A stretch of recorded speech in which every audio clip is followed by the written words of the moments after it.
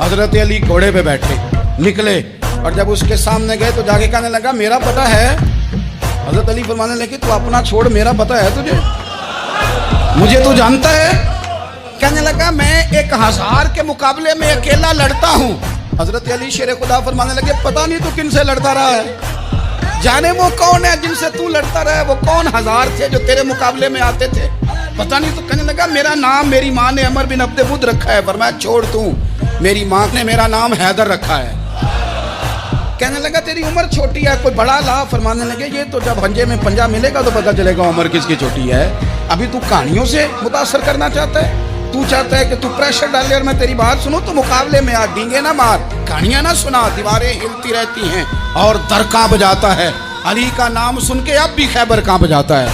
تو مقابلے میں آ, تو باتیں بنا رہا ہے, کہانیاں سنا رہا ہے. وہ کہنے لگا تو بچہ ہے, میں چاہتا نہیں تیرا خون بہاؤں. تو حضرت علی کہنے لگے میں بڑے دن سے پریشان ہوں کہ کسی بے ایمان کا خون بہایا کیوں نہیں, میرا بڑا دل کر رہا ہے تیرا خون بہاؤں. اس نے بڑی زوردار ضرب لگائی, غصے میں اتنا پاگل ہوا, کیونکہ اس کے بارے میں معروف تھا کہ وحشی مزاج آدمی, اتنا سخت پاگل ہوا غصے میں, اس نے اپنے گھوڑے کے پیر کاٹ ڈالے. پہلے تلوار گھوڑے کو دے ماری, اس کو کاٹ کے دوڑا. یہ کیوں کرتے تھے لوگ, عرب کے لوگ اس وقت یہ کام کرتے تھے کہ ہم نے گھوڑا ہی مار ڈالا ہے تاکہ ہم بھاگ نہ سکیں.